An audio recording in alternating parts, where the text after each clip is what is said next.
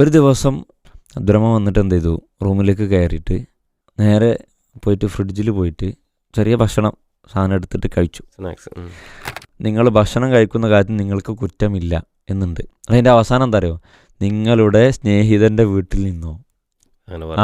അങ്ങനെ തന്നെ വന്നിട്ടുണ്ട്. ഞാൻ പരിശോധിച്ചും ചെയ്തു. ശരിക്കും നമ്മൾ അത്ഭുതപ്പെടുത്തുന്ന സംഗതി, ഈജിപ്തിലേക്ക് നമ്മളിപ്പം ദാവത്ത് ചെയ്യുന്ന പല ഭാഗങ്ങളിൽ പരിപാടി എടുത്ത് പോകലല്ലേ നമ്മുടെ നാട്ടിൽ. അതുപോലെ അവിടെ ഈജിപ്തിലൊരു നാട്ടിൽ ഒരു ടീം പോയി ദൈവത്തെടുത്താൻ പോയപ്പോൾ സംസാരിക്കുന്ന ആൾ മുപ്പർക്ക് ഒരു ഫ്രണ്ട് ഉണ്ട്. ഓരോ റൂമിലാണ് താമസം. അവർക്കുണ്ടായ ഒരു വിഷയം എക്സൈറ്റിങ് സംഗതിയാണ്. നമ്മൾ ശരിക്കും അദ്ദേഹം പറയാണ്, അവിടെ നിന്ന് ഇതേപോലെ ക്ലാസ്സിനും കാര്യങ്ങളൊക്കെ പോയിട്ട് ഒരു ഫ്രണ്ട് അവർക്ക് കൂടെ ഉണ്ടായി. എപ്പോഴും അവിടുന്ന് എല്ലാത്തിനും ഒരു കൂടെ വരും, എല്ലപ്പോഴും കൂടെ ഉണ്ടാവും. അവിടുത്തെ എല്ലാ സംഗതികളും ഒരുക്കി കൊടുക്കാനൊക്കെ ഇവരുടെ കൂടെ ഉണ്ടാവും, സപ്പോർട്ടായിട്ടുണ്ട്. അങ്ങനെ വലിയ റൂമിലാണ്, അവനാണ് നാട്ടുകാരനാണ്. ഒരു ദിവസം ഇവർ റൂമിലുണ്ടാകുമ്പോൾ അബ്ദുറഹ്മാൻ എന്നാണ് പേര്. അബ്ദുറഹ്മാൻ വന്നിട്ട് എന്ത് ചെയ്തു, റൂമിലേക്ക് കയറിയിട്ട് പിന്നെ ഒരാളിരിക്കുന്നുണ്ട്, ഒരു രണ്ടാളും ഓരോ പണിയിലാണ്. നേരെ പോയിട്ട് ഫ്രിഡ്ജിൽ പോയിട്ട് അവിടെയുള്ള പിന്നെ ചെറിയ ഭക്ഷണം സാധനം എടുത്തിട്ട് കഴിച്ചു. അപ്പോൾ ഇവരിത് കണ്ടു, കുഴപ്പമൊന്നുമില്ല, ഫ്രണ്ടല്ലേ, കുഴപ്പമൊന്നുമില്ലാണ്ട് ഒന്നും പറഞ്ഞില്ല. കാരണം ഇവരൊന്നും ചോദിക്കണില്ല കേട്ടോ, ഞാനത് കഴിക്കട്ടെ നിങ്ങൾക്ക് വേണോ ഒന്നൊന്നും ചോദിക്കണില്ല. അങ്ങനെ എന്ത് ചെയ്തു വെച്ചാൽ അന്ന് പോയി. പിന്നെ വേറൊരു സമയത്ത് ഇതേപോലെ തന്നെ രണ്ടാമതൊരു ദിവസം വന്നിട്ട് അന്നുണ്ടായിന് എന്താണോ ഭക്ഷണം അതും ഒന്നും ചോദിക്കാതെ പറയാതെയും പിന്നെ ഇയാൾ കഴിച്ചു. അങ്ങനെ കഴിച്ച് അപ്പോൾ ഇവർ തമ്മിൽ റൂമിലുള്ള ആളുകളുണ്ടല്ലോ, അവർ തമ്മിൽ പറയുന്നുണ്ട്, നമ്മൾ ചോദിക്കാം. അപ്പം ഒരെട്ടൂടി വരികയാണെങ്കിൽ ചോദിക്കാനുള്ള എൽക്കോല് ഇങ്ങനെ തീരുമാനിക്കുകയാണ്. അങ്ങനെ കുറച്ചുകൂടി ദിവസങ്ങൾ കഴിഞ്ഞിട്ട് മൂന്നാമതും ഇതേപോലെ തന്നെ എന്താണ് അബ്ദുറഹ്മാൻ ഇങ്ങനെ നമ്മളോടൊന്ന് ചോദിച്ചുകൂടെ എന്നുള്ളൊരു നമ്മൾ ഫ്രണ്ട്ലി ആയിട്ടുള്ള ഒരു ചോദിക്കുകയാണ്. അപ്പോൾ ഇങ്ങനെ കഴിക്കണതിന് എന്താ കുഴപ്പം, തിരിച്ച് ചോദിക്കണ ചോദ്യമാണ്. അപ്പോൾ അങ്ങനെ പ്രശ്നമില്ലല്ലോ, ഞാൻ അങ്ങനെ ഭക്ഷണം കഴിക്കണതിന് പ്രശ്നമില്ലല്ലോ എന്ന് ചോദിച്ചപ്പോൾ അപ്പോൾ നമ്മളൊക്കെ അത് ഇങ്ങനെ മനസ്സിലാക്കുമ്പോഴേ അബ്ദുറഹ്മാൻ ഒരു ആയത്ത് പറഞ്ഞു കൊടുക്കുകയാണ്.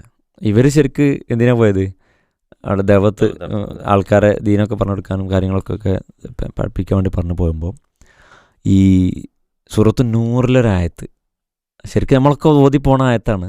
നമ്മളത് എത്രമാത്രം ഉൾക്കൊണ്ടു എന്നുള്ളത് ശരിക്ക് ഓരോ ആയത്തും ഓരോ സമയത്ത് നമ്മൾ പല സമയത്ത് വായിക്കുമ്പോഴും പല ആശയങ്ങൾ നമുക്ക് മനസ്സിലാവുകയും പല ആശയങ്ങൾ ഉദ്ദേശിച്ചത് നമ്മുടെ ജീവിതത്തിൽ അത് സ്പാർക്കായിട്ട് ബോധ്യപ്പെടുകയും ചെയ്യും.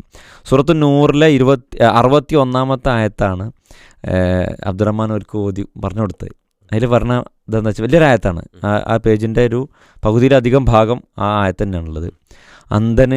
അന്ധൻ്റെ മേൽ കുറ്റമില്ല, ലൈസ അലൽ അഅമ ഹറജുൻ വല അലൽ അഅറജ് ഹറജുൻ വല അലൽ മരീദി ഹറജ് എന്നൊക്കെ പറഞ്ഞിട്ടുള്ള എന്തിനാണ് കുറ്റമില്ലാത്തത്, അവർ പിന്നെ തങ്ങളുടെ വീടുകളിൽ നിന്നോ പിതാക്കളുടെ വീടുകളിൽ നിന്നോ മാതാക്കളുടെ വീടുകളിൽ നിന്നോ സഹോദരന്മാരുടെ വീടുകളിൽ നിന്നോ ഇതൊക്കെ പറഞ്ഞിട്ട് കുറേ ലിസ്റ്റുണ്ട്. സഹോദരിമാർ, പിതൃവ്യന്മാർ, പിതൃ സഹോദരികളുടെ വീട്ടിൽ നിന്ന്, മാതൃ സഹോദരന്മാരുടെ വീട്ടിൽ നിന്ന് ഇതൊക്കെ കഴിഞ്ഞിട്ടേ നിന്നോ നിങ്ങൾ ഭക്ഷണം കഴിക്കുന്ന കാര്യത്തിൽ നിങ്ങൾക്ക് കുറ്റമില്ല എന്നുണ്ട്. അതിൻ്റെ അവസാനം എന്താ അറിയോ, നിങ്ങളുടെ സ്നേഹിതൻ്റെ വീട്ടിൽ നിന്നോ. അങ്ങനെ തന്നെ വന്നിട്ടുണ്ട്. എന്താണ് ഔ സദീഖിക്കും എന്ന് പറഞ്ഞിട്ടുണ്ട്. അപ്പോൾ ഇങ്ങനെ ഔ മലക്കത്തും മഫാത്തിഹു ഔ സദീഖിക്കും. അപ്പോൾ നിങ്ങളുടെ കൂട്ടുകാരുടെ വീട്ടിൽ നിന്ന് ഇതേപോലെ ഭക്ഷണം കഴിക്കുന്നതിൽ കുറ്റമില്ല. ശരിക്ക് നിങ്ങൾ ഒരുമിച്ചോ വെവ്വേറെയോ ഭക്ഷണം കഴിക്കുന്നതിൽ നിങ്ങൾക്ക് കുറ്റമില്ല. അപ്പം ഈ ആയത്തിൽ എന്താണോ ഉള്ളത് അതാണ് അബ്ദുറഹ്മാൻ ചെയ്തത്. അപ്പം പറഞ്ഞു കൊടുത്തപ്പം അയാൾ പറയുന്നുണ്ട്, ഞാനിത് ശരിക്ക് ഞെട്ടിപ്പോയി, ഇങ്ങനൊരു സംഗതി കേട്ടോ. ആയത്ത് നമ്മളിങ്ങനെ ഓതുണ്ട്. ശരിക്കും നമ്മളിലേക്ക് എത്തിക്കഴിഞ്ഞാൽ ഇതുപോലെ നമ്മൾ ഒരുപാട് ആയത്തുകൾ നമ്മൾ ചിലപ്പോൾ ഇങ്ങനെ വായിക്കുകയോ അല്ലെങ്കിൽ ഓതുകയോ ചെയ്യുന്നുണ്ടാവും, അർത്ഥം അറിഞ്ഞ് വായിക്കുക. ശരിക്ക് ഇതിൽ പറഞ്ഞൊരു സംഭവം, വേറെ ആളെ വീട്ടിൽ പോയിട്ട് നമ്മൾക്ക് പരിചയമുള്ള വീട്ടിൽ അവർ പിന്നെ ഭക്ഷണം കഴിക്കണതിന് ഇനിയിപ്പോൾ അതിൻ്റെ തഫ്സീറും കാര്യങ്ങളൊന്നും നോക്കാം കേട്ടോ. ഞാനിത് ജസ്റ്റ് ഇങ്ങനെ അർത്ഥം അത് അങ്ങനെയാണ് നമ്മൾ പഠിപ്പിക്കുന്നത്. അപ്പോൾ ശരിക്ക് നമ്മൾ ഖുർആൻ ഓതുന്നിടത്തും അത് പഠിക്കുന്നിടത്തും എപ്പോഴും നമ്മൾ പിറകിലാണ് നമ്മൾ എന്ന് പറഞ്ഞാൽ എല്ലാവരെയും എല്ലാം പിശുര കേൾക്കുന്ന ഒരുപാട് ആളുകൾ, അതുപോലെ തന്നെ മറ്റു പല ആളുകളും ഖുർആൻ പഠിക്കുന്നുണ്ടാവും, വായിക്കുന്നുണ്ട്, എല്ലാം ഉണ്ടാവും. അള്ളാഹു അനുഗ്രഹിക്കട്ടെ. അതിൽ നമ്മൾ അർത്ഥം മനസ്സിലാക്കുന്നിടത്ത് ഓതാൻ തന്നെ കുറേ ആളുകൾ വളരെ പ്രയാസപ്പെടുന്നുണ്ട്. അപ്പം അർത്ഥം മനസ്സിലാക്കുന്നിടത്ത് ഒരുപാട് വഴികൾ നമുക്കുണ്ട്.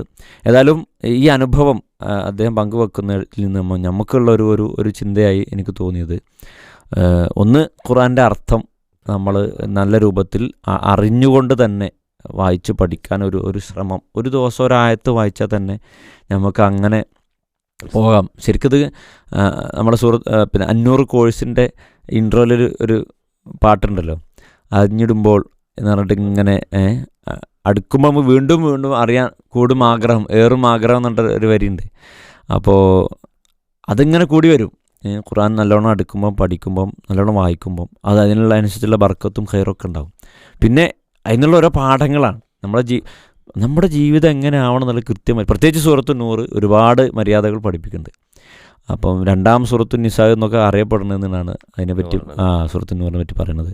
അപ്പോൾ അത് അങ്ങനെ വിശുദ്ധ ഖുർആനിനെ വായിക്കാനും പഠിക്കാനും ജീവിതത്തിൽ പകർത്താനും ഒക്കെയുള്ള ഒരു ശ്രമം കൂടുതലായി നമ്മൾക്ക് വേണം. ശരിക്കും ഖുർആനാണ് നമ്മുടെ ജീവിതത്തിൽ വഴികാട്ടി നമുക്ക് പറയുമെങ്കിലും എത്ര പേര് അതിലുള്ളതുപോലെ ജീവിക്കാൻ ശ്രമിക്കുന്നു എന്നുള്ളത് നല്ലോണം ശ്രദ്ധിക്കേണ്ട വിഷയമാണ്.